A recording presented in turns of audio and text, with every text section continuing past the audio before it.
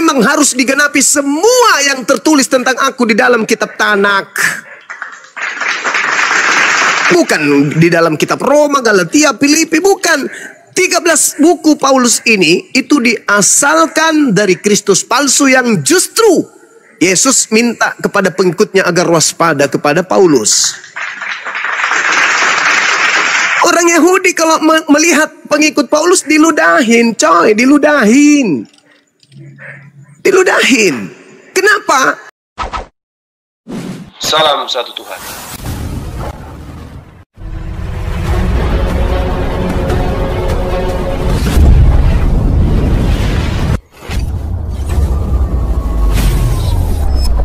Ya, pengantar ini singkat para sahabat. Dukung semua ya sahabat-sahabat kita channel Densa News Muslim. Di like, di subscribe, di share sebanyak mungkin untuk supaya mencegah sahabat-sahabat kita di luar sana tidak terpengaruh terhadap pemurtadan. Semoga Allah memberikan selalu sikap istiqamah. Salam satu Tuhan, Allahu Akbar. Sampah.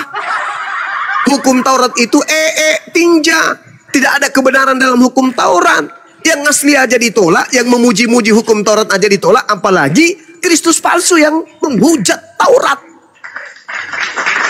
Makanya hari ini ada dua pilar yang berdiri di depan umat Islam. Pilar yang kanan adalah Yahudi, pilar yang kiri adalah Kristen. Mana yang betul di antara keduanya? Gak mungkin dua-duanya betul. Yang ada kemungkinannya dua-duanya salah, tapi tidak mungkin dua-duanya benar, tidak mungkin kemudian dua-duanya benar. Satu di antaranya adalah salah, satu di antaranya adalah benar. Tapi mustahil dua-duanya benar. Mustahil. Satu penyembah makhluk, anak bayi, satu penyembah Elohim, laisa kamitslihi syai'. Satu penganut Taurat, satu penganut Roma. Satu ibadah Sabat, satu ibadah Minggos. Satu kemudian sunat, satu tidak sunat. Tidak mungkin dua-duanya benar. Pasti ada satu di antara kedua kelompok ini yang sesat oleh karena Kristus palsu. Renungkan, pikirkan itu. Pikirkan. Silakan saudara. Saya kalau bernarasi panjang langsung aja di-cut, dipotong. Yang penting jangan menghujat. Silakan. Bang Juma tadi mengatakan bahwa Tuhan berbicara kepada malaikat berbicara kepada Nabi Musa. Nabi Musa di semak belukar. Kan Tuhan sendiri yang turun dan berbicara kepada Musa malaikat. Itu pada zaman nabi-nabi. Setelah zaman Yesus, Tuhan tidak datang lagi dan berbicara langsung kepada manusia, tapi Tuhan yang hadir sebagai Yesus itu yang hadir dalam manusia. Sedangkan Paulus kan tidak mengajar apa? Ajaran yang mengikuti kehendak dan kemauan Paulus. Paulus kan yang mengikuti apa yang diajarkan oleh Yesus. Yesus mengajarkan, kasihilah sesama manusia seperti dirimu sendiri. Kasihilah Tuhan Allahmu dengan segenap hatimu, dengan segenap jiwamu, dan dengan segenap akal budimu. Paulus pun mengajarkan hal yang sama. Paulus tidak melenceng dari apa yang Yesus mengajarkan. Paulus kan tinggal melanjutkan. Kenapa di sini Abang cuma salahkan Paulus? Paulus kan tidak salah. Paulus kan mengajarkan yang benar. Paulus mengajarkan tentang kesucian. Yesus mengajarkan tentang kesucian. Apa yang Yesus ajarkan itu yang tinggal dilanjutkan oleh Paulus. Kenapa harus diputar-putar? Harus dibelokkan ke sana kemari? Paulus tidak menyesatkan.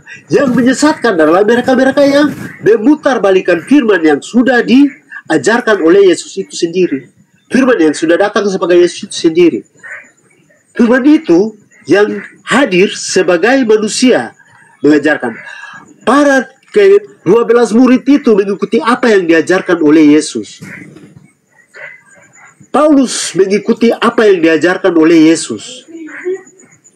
Kan tidak berbeda.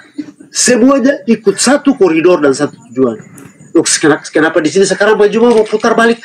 Kami orang Kristen tidak pernah kaget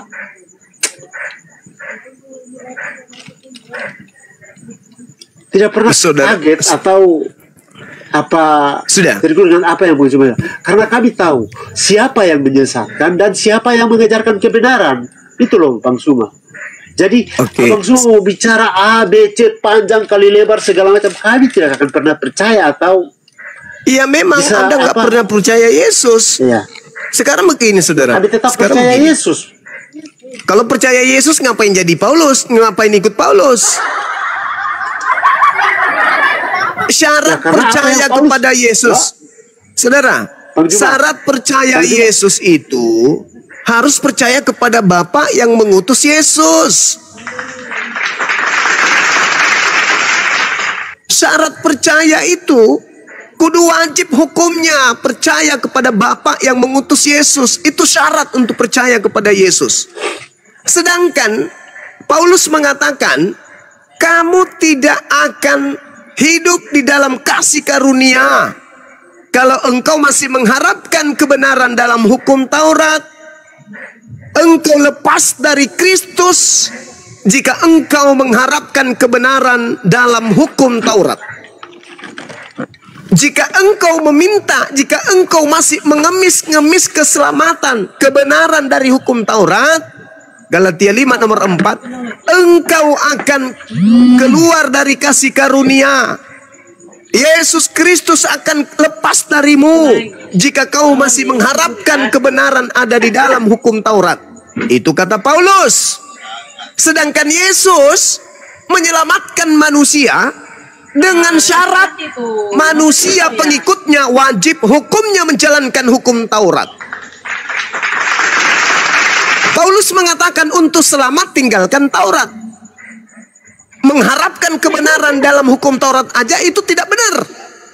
Apatah lagi mempraktekkan. Makanya Paulus mengajarkan, marilah kita meninggalkan aturan-aturan lama. Kristus telah memerdekakan kita dari aturan-aturan Tuhan dan kuk penghambaan. Galatia 5 nomor 1. Coba saudara pikirkan itu. Paulus mengatakan tidak ada seorang pun yang dibenarkan oleh karena melakukan hukum Taurat. Berarti hukum Taurat itu harus ditinggalkan.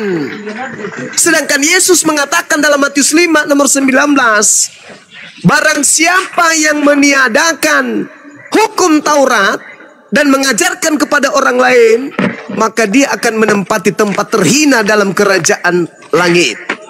Akan tetapi, barang siapa yang mengharapkan kebenaran dari hukum Taurat dan menjalankan hukum Taurat, tidak meninggalkan hukum Taurat, meskipun yang paling terkecil, dan mengajarkan kepada orang lain, maka dia akan menempati tempat tertinggi dalam kerajaan surga. Itu kata Yesus. Tapi Paulus mengatakan, enggak. Tidak ada seorang pun yang dibenarkan oleh karena melakukan hukum Taurat. Bertentangan. Kata Yesus, yang melakukan hukum Taurat akan menempati tempat tertinggi di kerajaan surga. Kata Paulus, jika engkau mengharapkan kebenaran dari hukum Taurat, engkau tidak akan mendapatkan kebenaran. Kamu lepas dari Kristus, sia-sia kematian Kristus jika engkau mengharapkan kebenaran dari hukum Taurat. Berbeda dengan Yesus. Kalau kau menjalankan hukum Taurat, maka engkau akan menempati tempat tertinggi dalam kerajaan langit. Matius 5 nomor 19. Siapa yang diikuti oleh Kristen? Paulus. Dari mana? Siapa yang membekingi Paulus? Kristus palsu. Kok bisa kayak gitu? Ya, karena Paulus mendapatkan bisikan-bisikan dari makhluk yang mengaku kepadanya telah diberi kuasa baik di langit maupun di bumi.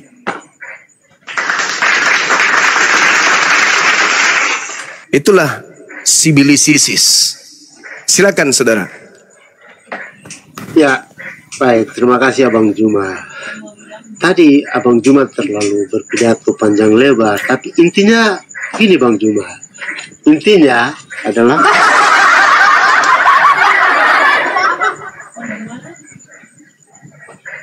Paulus itu, Bang Juma sendiri tahu, Paulus itu awalnya itu Paulus adalah ahli Taurat.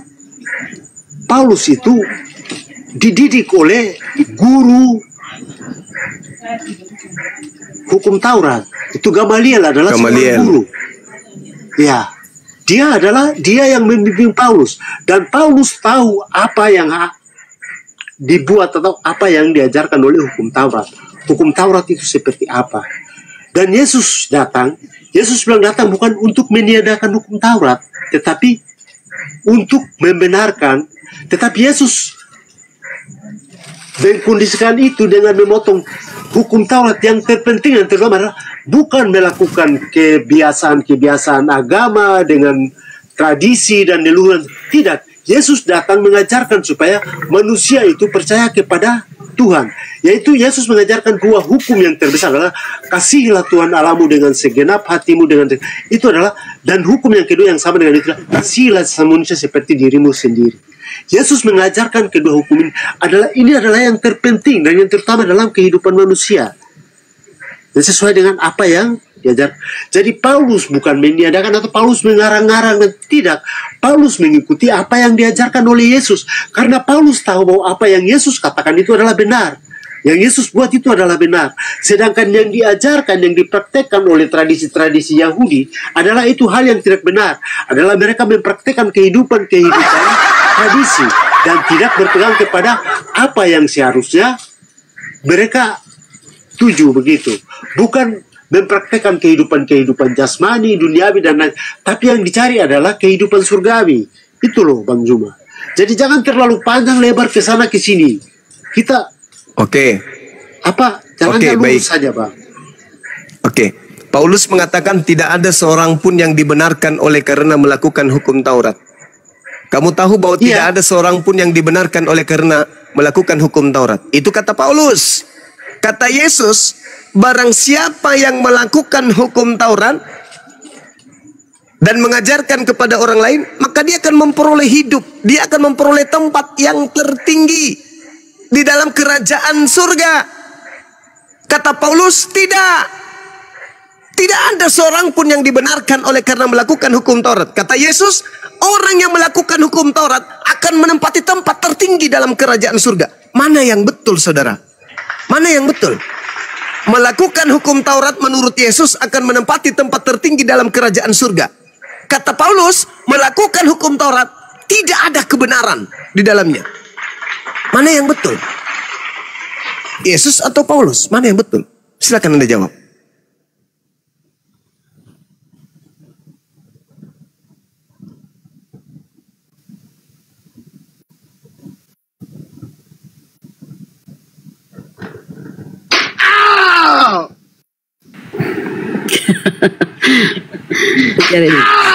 Pingsan anak orang. Pingsan anak orang. Mana yang betul? Tidur Nandolas, ayo bangun, up. Ayo. Yesus memanggil. Yang betul yang mana? Mana yang betul? Al-Quran menjelaskan, Bismillahirrahmanirrahim, Qul ya ahlal kitab, lastum ala syai'in hatta tuqimut Taurah wal Injil, wa ma unzila ilaikum min rabbikum. Katakanlah wahai Nabi Muhammad, wahai orang-orang Yahudi dan Nasrani, kamu tidak dipandang beragama sedikit pun hingga kamu menegakkan ajaran-ajaran Taurat. Jelas itu. Al-Quran yang mengatakan itu. Sama seperti ajaran Yesus. Sama seperti ajaran Yesus. Kata Yesus, yang menjalankan hukum Taurat akan menempati tempat tertinggi dalam kerajaan langit. Itu ajaran Al-Quran mengatakan itu. Wa katabna lahu fil alwah min kulli syai' mau'idatan wa tafsila li kulli syai' fahusha biquwwah wa'mur qaumaka ya'khuzu bi ahsaniha sa'urikum daral fasiqin. Aku Tuhan telah menuliskan aturan Taurat kepada Musa, segala sesuatu sebagai pelajaran dan penjelasan kepada segala hal. Lalu aku berfirman kepada Musa, wahai Musa, berpegang teguhlah kepada hukum Tauratku dan suruhlah umatmu berpegang teguh kepadanya dengan sebaik-baiknya. Al-Quran menerangkan itu, Yesus menerangkan itu, datang Paulus, apa katanya? Kamu tahu bahwa tidak seorang pun yang dibenarkan oleh karena melakukan hukum Taurat. Makanya orang Kristen cuman ibarat pakai lipstik, pakai topeng, ditulis di mukanya, kami pemilik kitab Taurat loh. Periksa kulupnya, periksa meja makannya, makanan-makanan yang diharamkan oleh Taurat dimakannya. Lihat rumah ibadahnya, banyak patung di dalamnya. Yang disembah pun Kristus. Orang-orang Yahudi tidak ada sejarahnya menyembah Kristus. Gak ada. Jadi ini adalah sesuatu yang sangat-sangat luar biasa yang mesti saudara-saudara Kristen ini jelaskan. Jangan cuma mutar. Jelaskan. Yesusnya mengatakan, hidup kekal engkau dapatkan. Satu. Yang kedua, kau menempati tempat tertinggi di dalam kerajaan surga. Dua. Yang ketiga, engkau mendapatkan hidup kekal bila mana engkau menjalankan perintah-perintah Tuhan. Di mana perintah Tuhan itu? Taurat.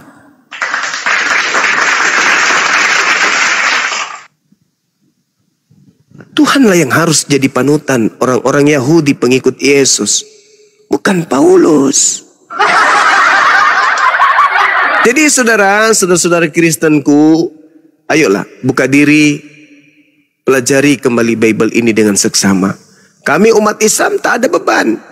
Kalian mengatakan Yesus itu utusan Tuhan, kami beriman bahwa yang datang di tengah Bani Israel itu lahir tanpa ayah adalah Rasulullah, Rasul utusan Allah. Tidak ada beban kami. Kalian mengatakan Bapa yang mengutus Yesus adalah satu-satunya Tuhan. Bagi kami itu bukan beban. Kenapa bukan beban? Karena bagi kami beriman kepada Tuhan yang datang kepada Nabi Ibrahim alaihissalam dan juga kepada keturunannya. Kami tidak ada beban untuk itu. Kalian mengatakan Yesus mengajarkan Injil.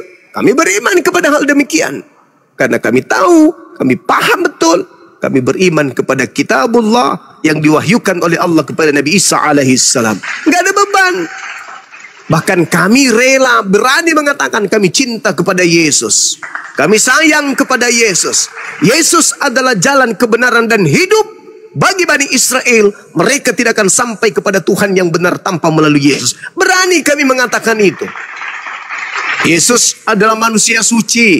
Yesus adalah manusia yang diberkati. Yesus terkemuka di dunia dan akhirat. Yesus adalah orang yang didekatkan Allah kepada. Berani kami mengatakan itu.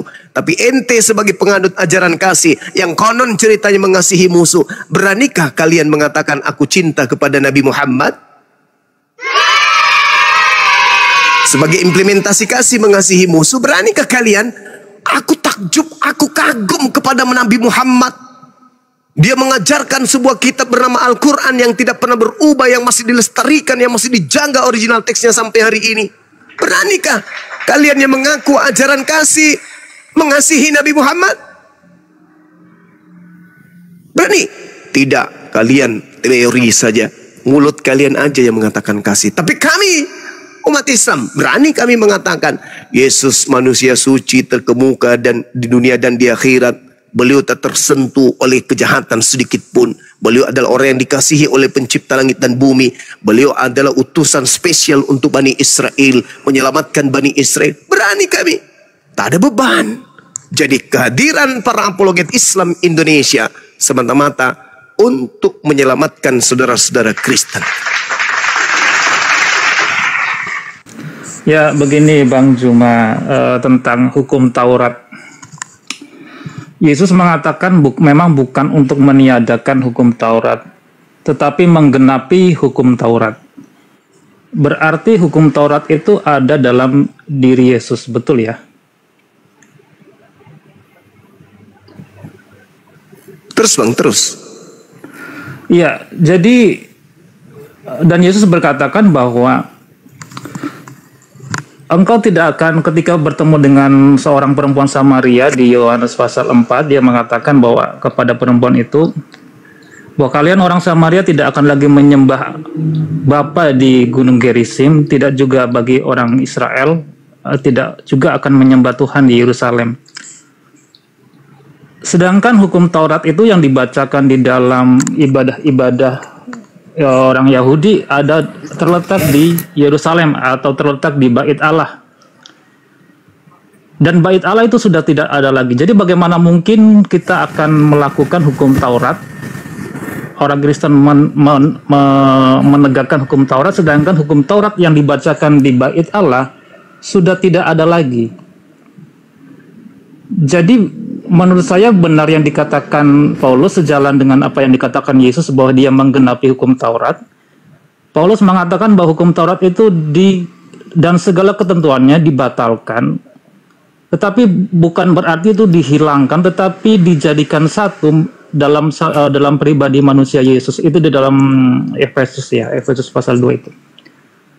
Jadi yang seharusnya orang Kristen lakukan sekarang adalah melakukan apa yang ada di dalam pribadi Yesus. Apa hukum yang terdapat dalam pribadi Yesus adalah hukum kasih. Semua hukum melebur dalam pribadi Yesus, menjadi satu dalam pribadi Yesus yang dinamakan adalah hukum kasih. Dan mengenai mengharapkan keselamatan dari hukum Taurat, ya betul, kalau kita tidak sekedar hanya melakukan hukum Taurat, kita tidak membunuh, kita tidak mencuri, kita tidak berdusta dan lain sebagainya, hanya stuck atau mandek atau stop di kata jangan itu, bagaimana kita mungkin bisa diselamatkan? Karena yang seharusnya kita lakukan adalah melebihi dari apa yang hukum Taurat katakan, yaitu bagaimana kita didapati menjadi orang-orang yang melakukan firman Tuhan. Jadi sesuai dengan hukum dalam satu aliran kekristenan yaitu Katolik, saya lebih setuju ke arah sana bahwa kita selain memiliki iman, kita juga harus memiliki perbuatan. Apa yang dimaksud perbuatan adalah hal-hal yang melampaui hukum Taurat, yang tidak hanya sekedar takut untuk jangan ini, jangan itu, jangan ini dan lain sebagainya, tetapi melampaui dari hal itu, yaitu melakukan segala firman, segala kehendak Bapa di surga. Jadi betul, memang hukum Taurat itu kita tidak bisa mengharapkan keselamatan dari hukum Taurat.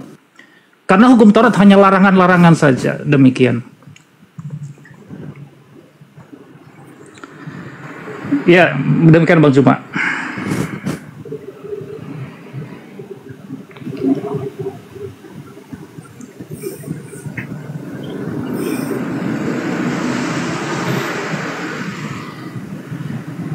Halo?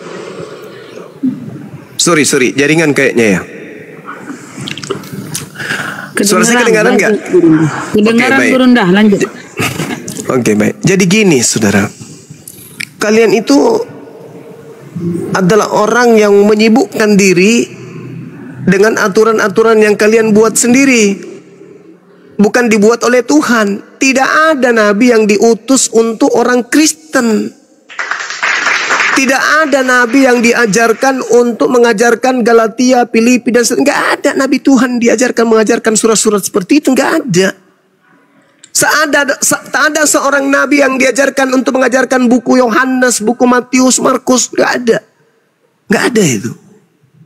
Tidak ada seorang nabi yang mengajarkan kemudian untuk menyembah kepada manusia, menyembah kepada reinkarnasi Tuhan, menyembah kepada tumbal untuk persembahan menebus dosa. Itu enggak ada nabi yang mengajarkan itu. Dan tidak ada nabi datang kepada Bani Israel yang mengajarkan dan berpesan bahwa wahyu yang diterimanya itu diperuntukkan untuk seluruh umat manusia. Itu enggak ada. Jadi saudara Kristen ini adalah orang yang menyibukkan dirinya sendiri. Bedanya dengan Yahudi, Yahudi punya wahyu dari Tuhan, mereka tidak menjalankan wahyu itu. Ada yang tertulis, mereka tidak praktekkan. Orang Kristen tidak ada yang tertulis, mereka praktekkan. Kebalikan. Orang Yahudi ada tertulis, mereka tidak praktekkan. Orang Kristen tidak ada tertulis, mereka praktekkan. Timpang. Ada nggak perintahnya yang datang kepada Yeremia, yang datang kepada Yesaya, yang datang kemudian ke Saul, yang datang kepada Harun, Salomo, Daud, Musa? Seruannya untuk seluruh umat manusia, termasuk Kristen. Ada nggak? Nggak ada. Berbeda dengan Nabi Muhammad. Nabi Muhammad diutus ketika alam semesta ini menjadi yatim. Tak ada nabi diutus, kekosongan terjadi. Tak ada rasul dari Tuhan diutus, kekosongan terjadi. Karena nabi yang terakhir dalam konsep pengutusan seorang nabi adalah Nabi Isa alaihissalam.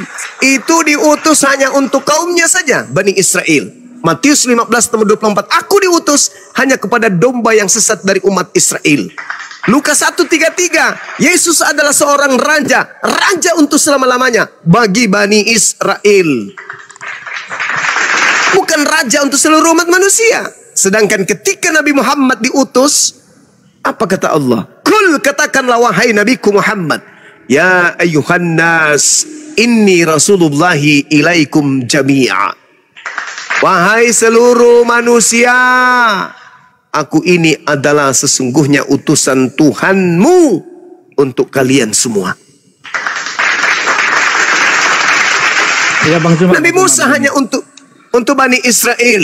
Yesus hanya untuk Bani Israel. Ya, tetapi Kristen ini bukan Bani Israel. Rasul-rasul adalah 12 rasul diutus untuk semua bangsa, Bang Zuma. Enggak ada itu. Enggak ada itu. Nabi Isa, Yesus diutus untuk Bani Israel, tetapi 12 rasul diutus untuk semua bangsa. Matius 10 nomor 5 nomor 6, Yesus berpesan kepada ke-12 muridnya agar jangan ke bangsa lain, melainkan pergi kepada domba yang sesat dari umat Israel. Yang Anda maksud itu adalah sang pengutus yang keluar dari kubur. Sang pengutus yang keluar dari kubur, kepada aku telah diberi kuasa baik di langit maupun di bumi. Pergilah ke seluruh bangsa dunia, jadikan seluruh bangsa menjadi pengikut. Itu bukan Kristus asli.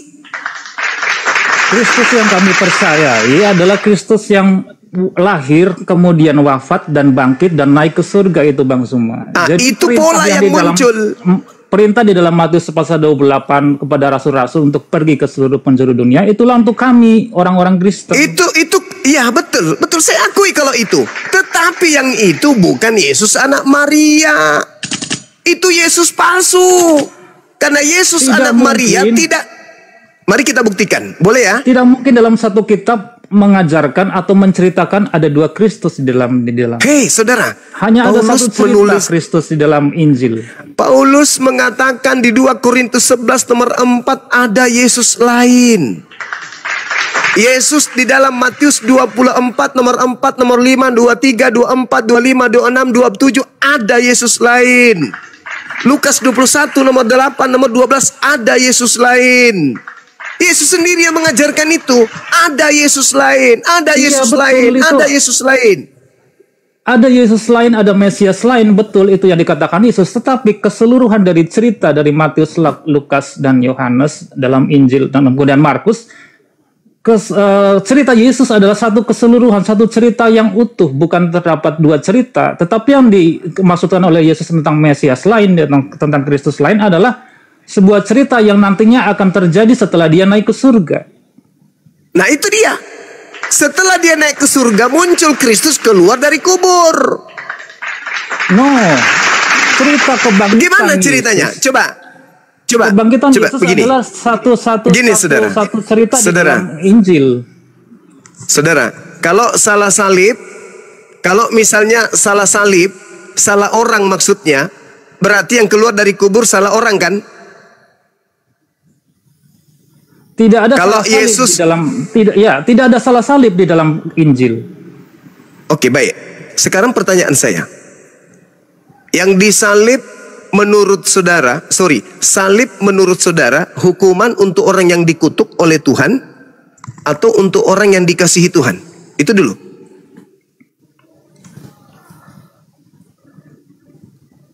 Iya, ini adalah, saya tahu ini arahnya akan kemana tentang syarat-syarat orang yang layak disalib, orang yang tidak layak disalib. Tetapi itu pintar. Di dalam, ya, saya sering mendengarkan Abang Subhan. Tidak ada syarat-syarat yang harus dipenuhi di dalam cerita dalam Matius, Injil, dalam Matius, Lukas, Markus, Yohanes. Tidak ada syarat-syarat yang harus dipenuhi di situ. Loh, bagaimana ceritanya sedangkan Lukas, Markus, Matius ini bukan firman Tuhan? Itu hanya kumpulan cerita rakyat. Kitab Anda itu kumpulan cerita rakyat dari peristiwa-peristiwa yang terjadi di sekeliling, di seputar mereka, lalu disatukan oleh wartawan, dibukukan oleh wartawan, begitu pengkanonan, dijadikan sebagai kitab suci. Karena kalau ini yang lolos. Silakan. Karena kalau ada syarat-syarat tentang bagaimana seorang akan dihukum dan kemudian bagaimana disalib, Abang Zuma tentunya sering mendengar cerita tentang orang salah ditangkap, salah dihukum, salah tangkap, betul. Iya kan? Iya. Ada cerita-cerita Anda seperti ingin itu, mengatakan, Bang Sima. Anda ingin mengatakan bahwa Yesus ini salah tangkap? Kalau dikaitkan dengan cerita hukum, cerita kisah-kisah tentang masalah pidana dan lain sebagainya, ada hal-hal seperti itu yang mungkin bisa saja terjadi seperti itu, dan itu pasti terjadi memang seperti itu. Berarti salah tangkap. Salah tangkap. Nah, oke, tepuk tangan kalau begitu. Berarti orang Yahudi, orang-orang Roma salah mengeksekusi orang. Ternyata yang dieksekusi ini adalah orang benar, orang yang tidak dikutuk oleh Elohim. Apa akibatnya? Betul. Apa akibatnya? Penyaliban ini ketika Tuhan mengatakan jangan kau membunuh orang yang benar, jangan kau membunuh orang yang tidak bersalah. Ternyata salah tangkap, yang dibunuh adalah orang yang tidak bersalah. Berarti Yesus adalah orang yang tidak bersalah. Sasarannya salah tangkap. Pertanyaan saya, membunuh orang yang tidak bersalah itu dosa atau menghapuskan dosa?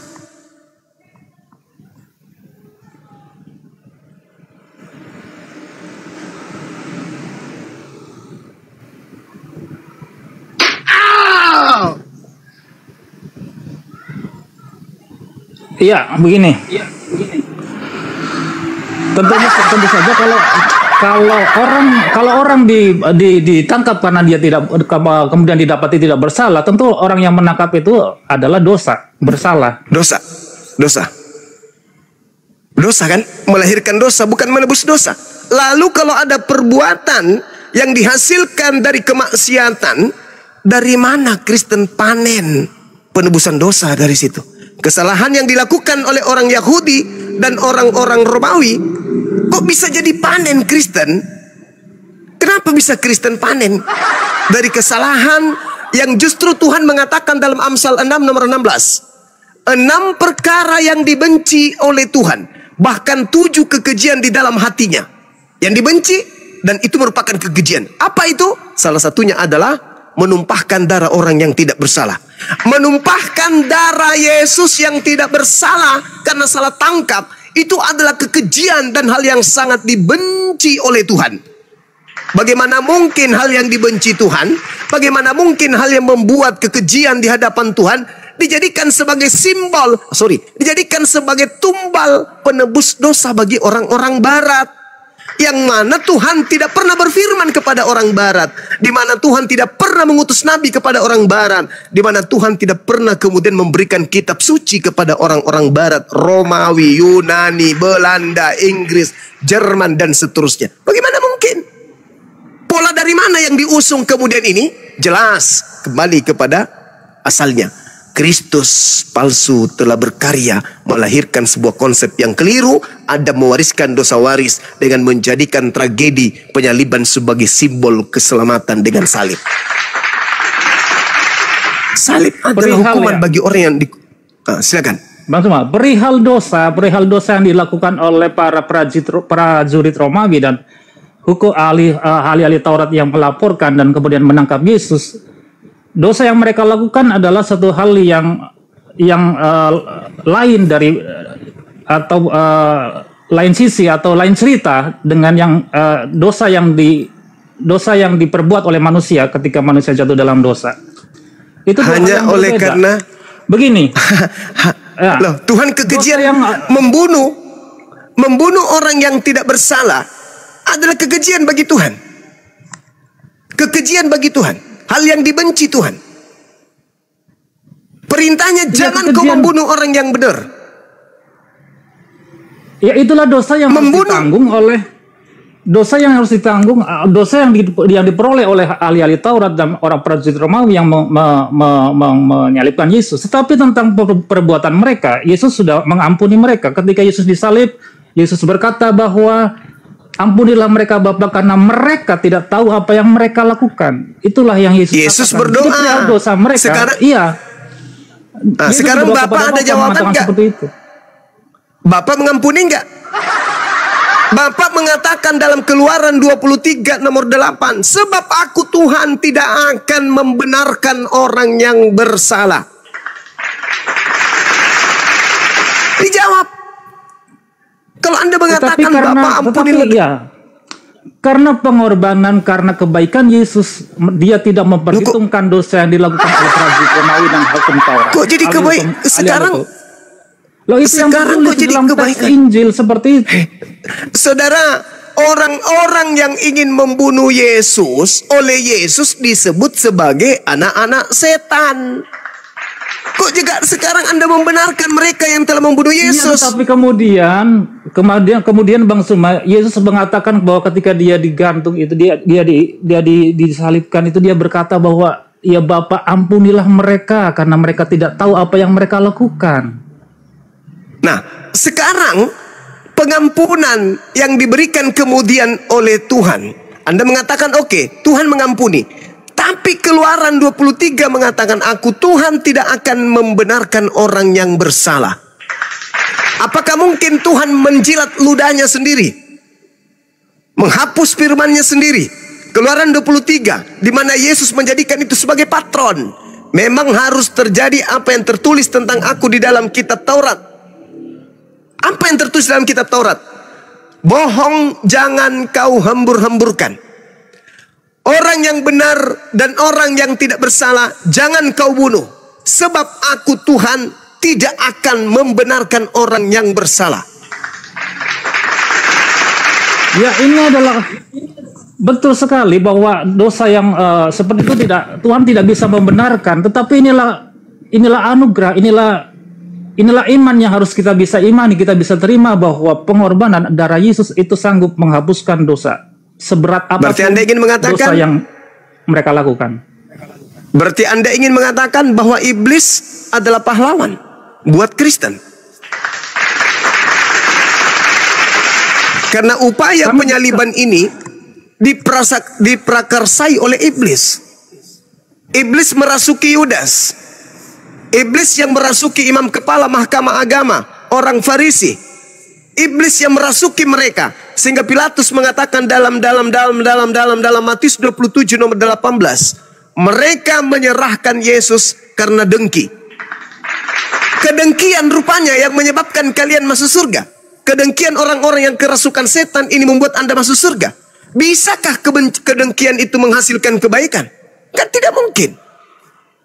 Kalau Anda mengatakan hal yang sama, berarti Anda ingin mengatakan, saudara, iblis adalah pahlawan bagi Kristen.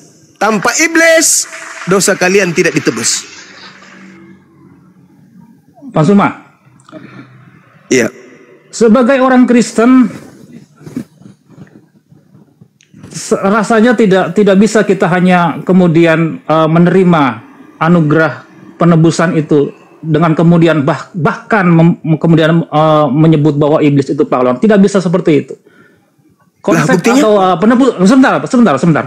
Penebusan dosa itu hanya satu bagian dari iman yang harus diterima orang Kristen. Tetapi yang harus diterima secara keseluruhan adalah bahwa oleh karena anugerah Allah, Yohanes 3 ayat 16, oleh karena begitu besar kasih Allah akan dunia ini sehingga dia mengaruniakan anaknya yang tunggal, supaya barang siapa yang percaya kepadanya tidak dihukum tetapi beroleh hidup yang kekal. Jadi hal yang harus diterima oleh kekristenan adalah bahwa ketika Allah mengutus Yesus dan segala ajarannya, itu juga yang harus diterima secara utuh. Jangan kemudian kita mengagungkan salib sehingga kemudian kita bahkan menyebut bahwa iblis adalah pahlawan. Tidak seperti itu. Tapi seluruh konsep yang Tuhan hadirkan dengan mengutus Yesus adalah sebuah anugerah Allah, inisiatif Allah untuk menyelamatkan, untuk mengajar mengajar manusia untuk mereka memiliki hidup yang lebih baik dengan meninggalkan dosa mereka. Oke. Tuhan mengutus Yesus kepada Bani Israel sebagai Mesias mereka, juru selamat mereka. Selesai perkara di situ. Lalu kemudian Yesusnya ini disalibkan oleh mereka. Anda katakan bukan hanya dari situ aja, tetapi karena iman percaya kepada Yesus. Sekarang iman percaya kepada Yesus mana yang menghantarkan Anda ibadah minggu? Makan babi, tidak bersunat, menyembah Dia, Natalan, merubah kemudian hukum yang datang kepada Nabi Musa, tidak mengikutinya, hanya jadikan sebagai bayang-bayang katanya, sudah digenapi. Siapa yang mengajarkan itu semua? Menyembah kepada Kristus, siapa yang mengajarkan itu semua? Yesus? Bukan. Bapak Elohim? Tidak. Yang mengajarkan Anda ke gereja hari Minggu menyembah anak orang yang Anda sebut Yesus Kristus itu siapa? Bapak? Bukan. Yesus juga bukan. Lalu keselamatan apa?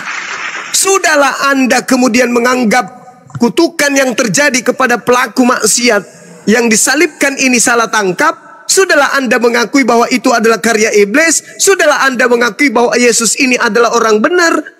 Tapi Anda kemudian melakukan satu tradisi keagamaan, prosesi keagamaan, rutinitas ritual yang tidak berkesesuaian dengan keinginan Bapa Elohim. Jadi mana keselamatan yang mana ini? Keselamatan yang mana? Yang mana keselamatan Anda? Yesus salah tangkap. Begini. Terus ajaran prosesi ibadah kalian tidak diajarkan oleh Yesus. Lalu keselamatan yang mana? Ya begini. Ya kalau saya sudah sampaikan tadi bahwa Yesus adalah diutus untuk orang Israel. Dan kemudian Yesus mendelegasikan ajarannya kepada 12 murid yang diutus untuk seluruh bangsa di muka bumi. Bahkan dikatakan sampai ke ujung bumi, ya. Demikian. Nah, 12 rasul, pengajaran 12 rasul inilah yang menjadi dasar dari kekristenan. Paulus berkata bahwa ada orang yang menganggap satu hari ini lebih penting dan juga menganggap hari yang lain lebih penting. Jadi di dalam pengajaran rasul-rasul bahwa bukan hanya hari Sabat, tetapi kita masing-masing bisa menentukan hari mana yang lebih penting dari hari yang lain. Berarti sebagai seorang Kristen kita berhak mengambil satu hari dalam satu minggu itu untuk kita beribadah. Mana hari yang penting? Perintah siapa? Sepakati bersama. Ya, perintah siapa? Berdasarkan perintah siapa? Itu adalah berdasarkan perintah Rasul Paulus dalam nah, Paulus lagi kan yang ya, diterangkan di dalam Kolose 2 nomor 16 itu. Karena Rasul Paulus adalah rasul yang diutus untuk orang-orang non-Yahudi. Oke. Mari kita buktikan siapa yang mengutus Paulus ini. Paulus mengatakan kalau dia melihat Mesias di padang gurun. Yesus mengatakan jangan kamu percaya. Posisi Anda di mana sekarang? Mengikuti Paulus, percaya kepada Paulus, atau mengikuti Yesus yang mengatakan jangan kamu percaya? Yesus mengatakan ketika ditanya guru muridnya, "Guru, apa tanda kedatanganmu dan tanda akhir zaman?" Apa kata Yesus? "Waspadalah kepada penyesat yang datang kepadamu dengan memakai namaku dan berkata, Akulah Kristus. Mereka akan menyesatkan banyak orang." Matius 24. Jadi apabila ada orang berkata, "Lihat, ada Mesias di sini. Lihat, ada Mesias di sana." Apa kata Paulus Yesus? Jangan kamu percaya. Bang Suma. Silakan. Iya. Posisi kekristenan adalah ketika melihat ayat itu adalah kami melihat konteks daripada Matius pasal 24 ini. Silakan. Silakan Anda bacakan konteksnya. Anda baca dari nomor 1 posisi sampai kami harus teliti apa yang dimaksud oleh Matius pasal 28, apa yang dikatakan Yesus. Karena itu adalah tentang cerita yang akan cerita yang akan diceritakan Yesus adalah ketika dia sudah naik ke surga. Loh, gimana ceritanya? Naik ke surga, naik ke langit itu di tahun 33. Paulus mengaku bertemu dengan Yesus di padang gurun itu di tahun 50. Bagaimana Anda bisa menguraikan ini? Konteks yang disampaikan oleh Tuhan Yesus adalah kita harus kembali kepada para pendengar. Siapa yang menjadi pendengarnya? Siapa yang menjadi audiens daripada apa yang disampaikan Yesus? Para pendengar itu adalah orang-orang Farisi, ahli-ahli Taurat dan orang-orang Israel pada waktu itu. Jadi Yesus akan membuatkan sebuah cerita. Iya, Murid-muridnya di atas Bukit Zaitun, murid-muridnya datang bertanya secara pribadi, "Guru, apa tanda kedatanganmu?" Yesus mengatakan, "Wahai muridku, tanda kedatanganku adalah seperti kilat yang menyambar dari timur sampai ke barat, memancarkan sinarnya dari timur sampai ke barat. Demikianlah tanda Anak Manusia kelak akan kedatangan yang kedua." Yang kedua, matahari menjadi gelap, bulan tak bercahaya, bintang berjatuhan, kuasa langit berguncang. akan nampak tanda anak manusia di langit. Seluruh manusia meratap dan seluruh manusia akan melihat aku. Itu tanda kedatanganku. Itu tanda kedatanganku. Jadi kalau ada orang berkata, lihat ada Mesias di sini, lihat ada Mesias di sana, jangan kamu percaya. Sekarang Paulus mengaku bertemu dengan Mesias di padang gurun. Ada nggak tanda-tanda kedatangan Yesus? Kedatangan ada Yesus, nggak tanda ya, begini. Kedatangan Yesus yang kali kedua adalah kedatangan di akhir zaman menjelang hari kiamat. Kalau ada yang mengaku, selain daripada membawa tanda-tanda itu, kata Yesus percaya atau jangan percaya? Oleh karena itu kita lihat waktu terjadinya. Waktu terjadi ketika Yesus menampakkan diri atau menyatakan diri kepada Paulus adalah ketika masih awal-awal dari pelayanan rasul-rasul, bukan di hari menjelang hari kiamat. Lah, kalau aku yang datang, kapanpun itu, kalau aku yang datang, itulah hari akhir, itulah tanda kiamat. Kalau aku yang datang dibarengi dengan akhir kehidupan dunia ini, matahari menjadi gelap, bulan tak bercahaya, bintang berjatuhan. Itu kalau aku. Tapi kalau bukan aku yang datang, mau bermiliar orang mengaku melihat aku, tapi belum kiamat, jangan kamu percaya. Iya, betul. Kalau aku yang datang, berarti yang datang kepada Paulus ini Yesus atau bukan? Oleh karena itu mari kita lihat apa yang sesungguhnya terjadi ketika Paulus ditemui oleh Yesus Kristus. Ada nggak tanda-tanda itu ketika aku datang? Tanda-tanda ini begini. Kalian akan mendengarkan suara dari langit dan cahaya dari langit. Ada nggak tanda-tanda itu? Nggak ada. Kalau aku yang datang tanda. Iya. Karena perintahnya jangan percaya. Awal-awal pelayanan rasul-rasul, lah, Yesus ditanya sama muridnya. Bukan hari-hari menjelang hari akhir, bukan di hari kiamat.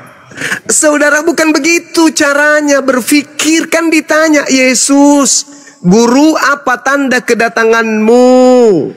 Tanda kedatanganku yang ditanya nih. Tanda kedatanganku maksudnya kalau aku yang datang, tanda-tandanya satu, matahari menjadi gelap, bulan tak bercahaya, bintang berjatuhan, kuasa langit berguncang, akan nampak anak manusia di tengah langit. Semua manusia meratap, semua manusia akan melihat aku di langit. Itu tanda kedatanganku. Titik, bungkus, bawa pulang. Nah, sekarang kata Yesus, kalau ada yang mengaku bertemu dengan aku di padang gurun ke, di dalam bilik ke, tidak ada tanda-tanda itu. Perintah Yesusnya apa? Jangan kamu percaya. Ketika Paulus datang kepada murid Yesus, hei, kalian murid Yesus ya? Iya, kenapa? Aku bertemu dengan gurumu loh. Mereka tertawa. Tidak mungkin. Murid-murid pasti melihat matahari. Masih ada matahari. Lihat bulan, masih ada bulan. Bintang-bintang belum jatuh. Berarti yang datang ini bukan guru kami. Yang kau temui bukan guru kami. Karena itu pesan guru kami. Kalau dia datang, tanda-tanda ini akan menyertai. Yang datang kepada Paulus tidak ada tanda-tanda itu. Jangan kamu percaya, sebab dia akan menyesatkan banyak orang. Camkanlah, aku telah mengatakannya kepadamu terlebih dahulu. Apabila ada orang berkata ada Mesias di padang gurun, ada Mesias dalam bilik, jangan kamu percaya. Karena kalau aku yang datang, diikuti dengan tanda kiamat. Andai saja yang datang kepada Paulus itu adalah Yesus yang asli, bukan Yesus palsu, maka kita sudah tak ada di dunia. Kenapa? Sejak 2000 tahun dunia ini tutup usia. Udah kiamat. Kapan Yesus datang? Saat itu juga tamat dunia ini. Andai saja yang datang kepada Paulus itu adalah Yesus asli, ya sudah selesai. Sudah kiamat. Kita nggak bisa lagi menikmati Pak Bom lagi live. Nggak bisa. Kenapa? Karena kehidupan dunia sudah berakhir sejak 2000 tahun lalu. Kenapa? Yesus asli sudah datang. Tapi karena yang datang palsu, lahirlah Kristen. yang sudah dinubuatkan bahwa waspadalah agar kamu jangan disesatkan, sebab akan datang banyak penyesat dengan memakai namaku dan berkata akulah Kristus. Mereka akan menyesatkan banyak orang. Jadi apabila ada orang yang berkata ada Mesias di sini, ada Kristus di sana, jangan ente percaya. Sebab Mesias palsu, nabi palsu akan datang melakukan banyak mujizat, sekiranya mungkin menyesatkan murid pilihan juga. Camkanlah, aku telah mengatakannya terlebih dahulu kepadamu. Jadi apabila ada orang berkata ada Mesias di padang gurun, ada Mesias dalam bilik, jangan kamu percaya. Sebab sama seperti kilat memancarkan cahayanya dari timur sampai ke barat, demikianlah juga nanti tanda kedatanganku sebagai anak manusia. Akan nampak di langit tanda anak manusia. Matahari gelap, bulan tak bercahaya, bintang berjatuhan, kuasa langit akan berguncang, dan malaikat akan meniup trompet sangkakala. Itu kalau aku yang datang. Jadi kalau ada 1000 manusia, 1.000.000 manusia mengatakan, tadi malam aku sholat loh, terus ada cahaya datang, terus dia tinggi, panjang, pakai jubah, mukanya bercahaya, dan dia mengaku Yesus. Apa kata Yesus? Jangan kau percaya. Oh, saya umroh, terus saya melihat ada Yesus di atas Ka'bah. Ngapain? Bertasbih. Lalu dia datang menyapaku, lalu mencium jidatku, makanya aku murtad. Jangan kau percaya. Itu nasihat Yesus. Sebab kalau aku yang datang, kiamat, innalillahi wa inna ilaihi raji'un. Al-Quran juga menerangkan itu. Dalam surah As-Zukhruf ayat 6, jelas sekali dikatakan, 61, dikatakan begini. Apabila Yesus atau Nabi Isa datang, maka itulah tanda akhir zaman. Wa innahu la ilmul lis-sa'ah fala tamtarunna biha wattabi'un hadza siratum mustaqim. Apabila Nabi Isa yang datang, maka kiamatlah kehidupan di atas muka bumi ini. Al-Quran surah As-Zukhruf ayat 61. Tapi karena yang palsu datang, tidak kiamat-kiamat. Tak kiamat-kiamat. Bagaimana kiamat yang datang bukan Yesus?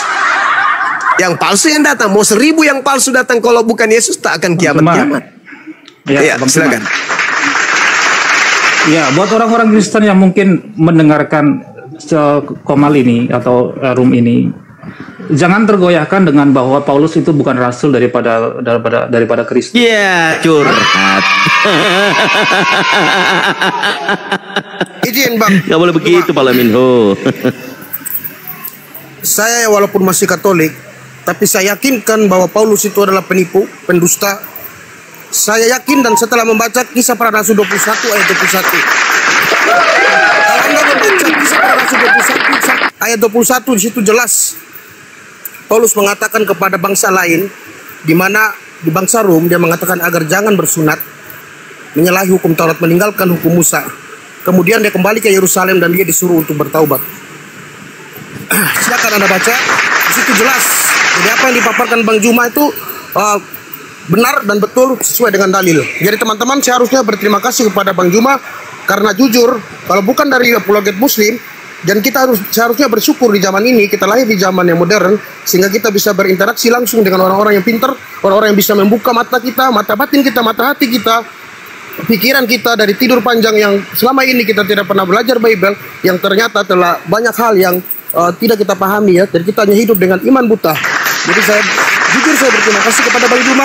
Ada teman-teman saya 6 orang, nanti mungkin sedikit lagi kami akan sama-sama menghadap untuk bersyahadat ya Bang Juma ya. Dan mereka sudah percaya dan kami melihat apa yang dikatakan Bang Juma itu luar biasa. Allahu Akbar. Saya hanya menahan untuk bersyahadat karena saya ingin menjadi teman-teman saya lain yang saya amati, mau membuka hatinya, mau menerima kebenaran agar sama-sama kita menuju ke pintu kebenaran. Terima kasih banyak Bang Juma. Seharusnya kita berterima kasih. Terima kasih saudara, Masya Allah. Menolak. Baik.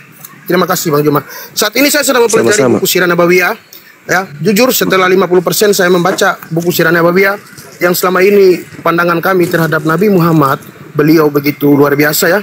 Di mana di masa kecil saja dia sudah dipercaya, bahkan dia dijuluki sebagai Al-Amin ya.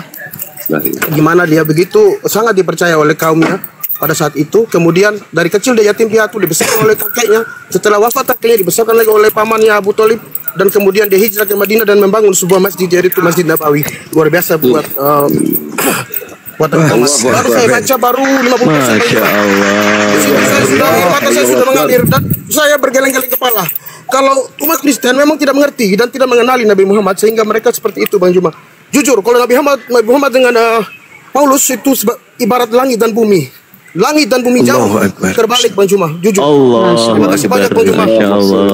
Muhammad. Iya. Jadi kami kira-kira ada sekitar 7 orang nanti, Bang Juma. Setelah kami selesai membaca buku Sirah Nabawiyah, kami akan bersyahadat ya. Terima kasih banyak, Bang Juma. Amin. Oleh karena sama-sama, Bang. Iya, kerja keras dan juga ketulusan hati Bang Juma yang sudah, dan teman-teman semua ya, yang sudah sangat dengan luar biasa dengan ikhlas menolong kami ya, yang selama ini tidur panjang. Teman saya ini jangan menutup diri, saya hanya nasihatin dia ya, karena sesungguhnya kami juga Katolik ya, kami tahu seperti apa Katolik dan bagaimana kami dari kecil ya, tidak mengenali, tidak disuruh atau diwajibkan untuk mempelajari Bible, yang ternyata di Bible itu banyak sekali bertolak belakang kontradiksi yang kami dapatkan. Di situ pertanyaan kami pun tidak dapat dijawab oleh guru-guru agama kami, bahkan frater pun. Sekian, terima kasih Bang Juma, selamat malam. Selamat malam, Masya Allah. Keren Bang, keren. Siap. Terima kasih. Subhanallah. Wih, merinding saya izin saya. Bang Juma. Terima kasih. Ya, makasih saudara, sehat terus. Makasih Bang. La ilaha illallah Iya. Muhammad Rasulullah. Nah, itu dengar Lee Min Ho. Ada satu lagi, ini mungkin Krishna mau ngomong. Krishna, ayo Krishna, ayo bisa yuk. Jangan mau dicurhatin sama Pak Lee Min Ho. Ayo Krishna ngomong deh, yuk tadi. Nandos itu kenapa Nandos tenggelam? Terguncang ya Pak Nandos. Memang Dia cari-cari bug, mau nge-report dari tadi nggak bisa rungkat-rungkat, ini gimana ceritanya?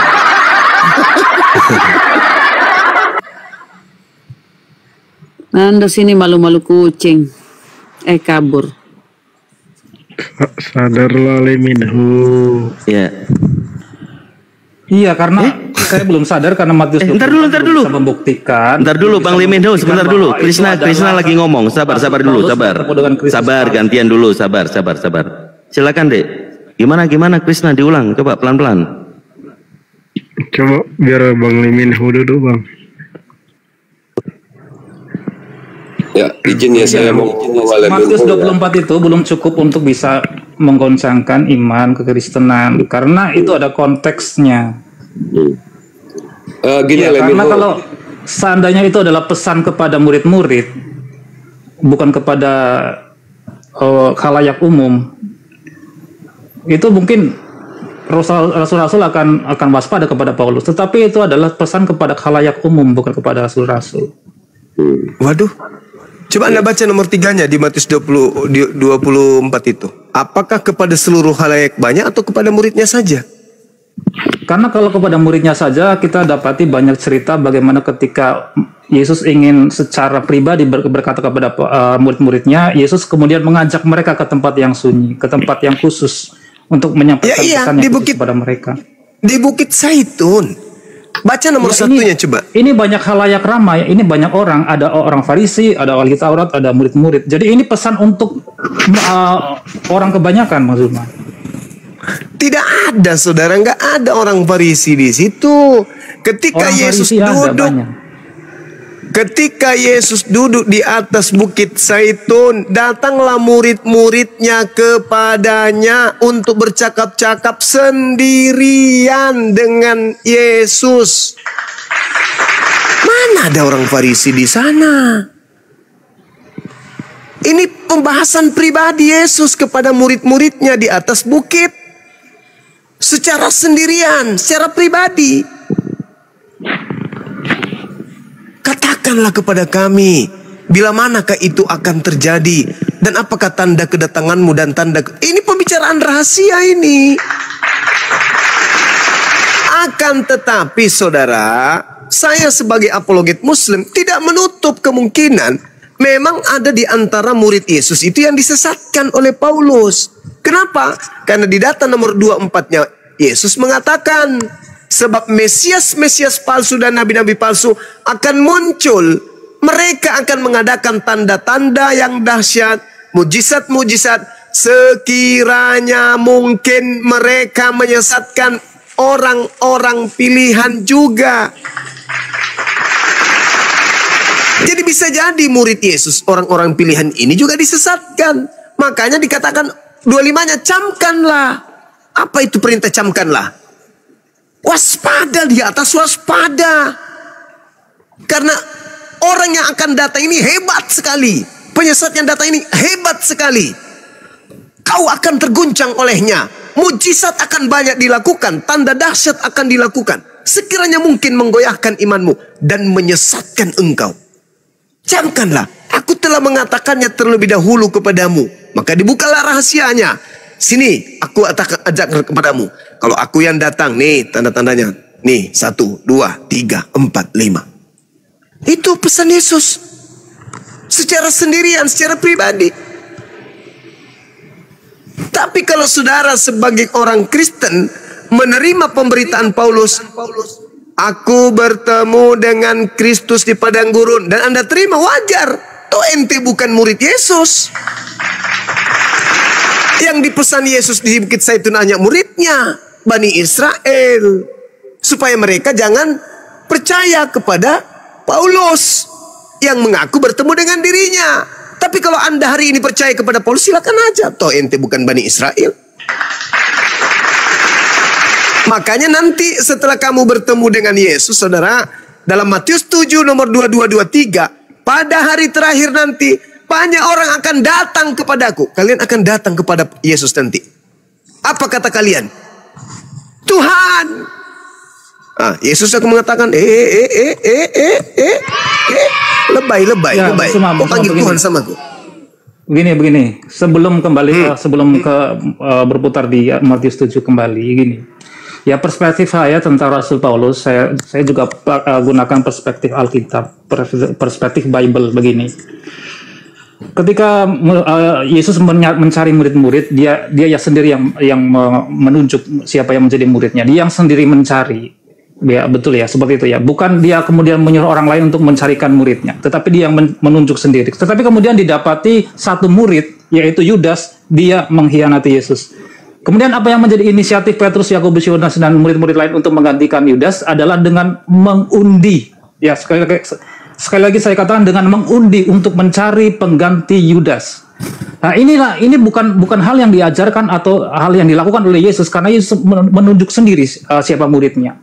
Jadi menurut saya seperti itu juga Yesus menunjuk 12 murid sebelumnya, dia sendiri pula lah yang menunjuk Paulus sebagai rasulnya yang ke-12 untuk menggenapi 12 murid yang satu posisi sudah ditinggalkan Yudas. Datanya, Bang. Sehingga pemilihan Paulus bukan berdasarkan undian, bukan berdasarkan inisiatif manusia, tetapi berdasarkan inisiatif Kristus sendiri yang bertemu dengan Paulus di Damsyik.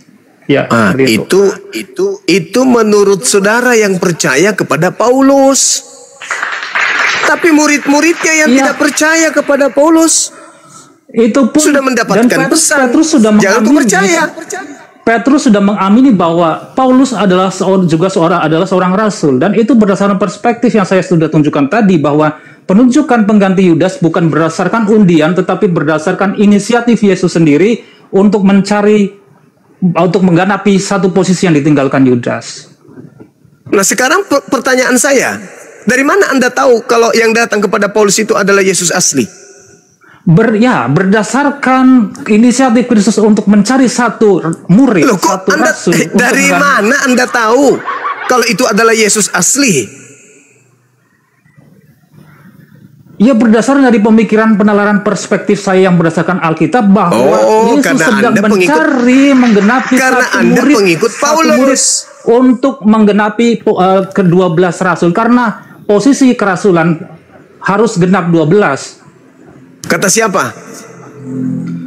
Kalau kita kilas balik kepada kitab-kitab sebelumnya, angka itu sangat memiliki arti. 12 murid, 12 suku dan lain sebagainya. Ya, gimana ceritanya beragama tapi hanya berasumsi kayak gitu, Bang? Kok jadi Anda yang berasumsi? Anda berpikir kita tidak berasumsi di dalam kalau begitu, saudara, dengan hormat saya minta, dari mana Anda tahu kalau yang datang kepada Paulus itu adalah asli Yesus? Ya, sesuai dengan apa yang saya sampaikan tadi, saya tahu bahwa itu asli karena Yesus berinisiatif untuk mencari. Dari mana Anda tahu Yesus berinisiatif? Rasul ke-12 yaitu Paulus. Dari mana Anda tahu Yesus berinisiatif? Karena ada satu posisi rasul yang tidak atau kosong karena ditinggalkan Yudas. Lah, kok jadi dasar pijakannya ke sana? Apa hubungannya coba? Bahkan Yesus mengatakan, Yohanes 6:70, bukankah aku yang memilih engkau yang 12 dan satu di antaramu adalah iblis? Lantas di mana Paulus ini dipilih? Mana dalilnya? Aku yang memilih engkau yang 12, satu di antaramu iblis. Terus Anda mengatakan Yesus memilih Paulus untuk menggenapi yang 12. Mana dalilnya? Ayo, sunatkan hatimu, Bung. Jangan tegar tengkuk. Lembutkan hatimu menerima kebenaran itu. Apakah Anda tidak? Saya sedang bernalar, Bang Suma, karena ada satu posisi yang ditinggalkan Yudas. Dan kemudian didapati ada Paulus yang kemudian diangkat menjadi rasul dengan segala tulisan-tulisan yang diilhamkan oleh Roh kebenaran. Jadi saya yakin bahwa Paulus adalah rasul Kristus yang ke-12. Coba Anda tunjukkan kepada saya di mana Paulus mengatakan dia menerima pengilhaman dari Roh kebenaran. Di mana tertulis itu pengakuan Paulus? Itu banyak.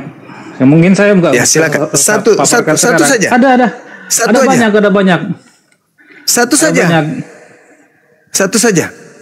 Ya, kalau kita terlihat ya, kita kayak Bang Suma mungkin cukup baca mungkin di pembuka atau di kata-kata pembuka dari setiap surat yang ditulis kepada jemaat-jemaat. Itu sering dia menyebut bahwa dia adalah rasul yang diutus oleh Kristus, mempunyai penghilaman Roh Kudus dan lain sebagainya. Ya, kita baca di dalam kata-kata pembuka di dalam setiap surat Paulus. Demikian. Iya, dia mengatakan dari Rasul Paulus dari Rasul Paulus, contoh misalnya di dalam Galatia 1. Kalau kita lihat di dalam Galatia 1 ini, dia tidak pernah mengatakan bahwa dia menerima wahyu dari Roh kebenaran atau Roh Kudus atau Roh penghibur. Enggak. Dari Paulus, seorang rasul bukan karena manusia, bukan karena seorang manusia, melainkan oleh Yesus Kristus dan Theos, Bapa yang telah membangkitkan dia di antara orang mati. Itu pengakuan Paulus kan? Dari Paulus, seorang rasul bukan karena manusia, tetapi dari Yesus Kristus. Sejak kapan Yesus ini bukan manusia? Bukankah di dalam 2 Yohanes 1 nomor 7, siapakah penyesat itu? Bukankah dia yang pergi ke seluruh dunia yang tidak mengaku Yesus Kristus datang sebagai manusia? Itulah antikristus, itulah penyesatnya. Nah, ini Paulus mengaku Yesus bukan manusia, datang sebagai bukan manusia, berarti dia penyesat.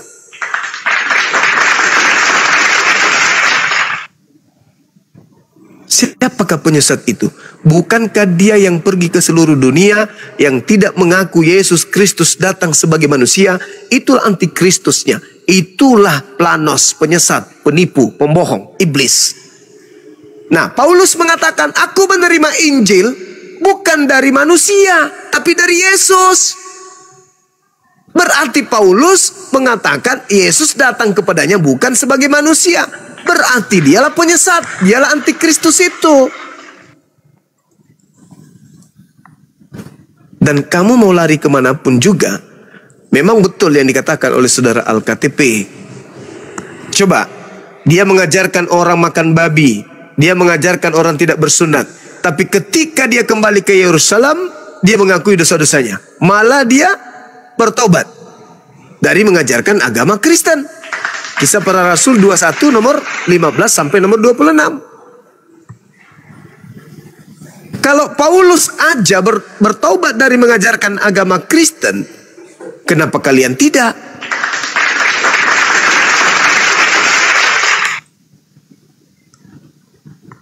Islam kemudian datang hanya sekedar pemberi peringatan. Anda mau ikut silakan, Anda tidak mau ikut silakan. Toh kalau Anda ikut hadiahnya surga. Begitu.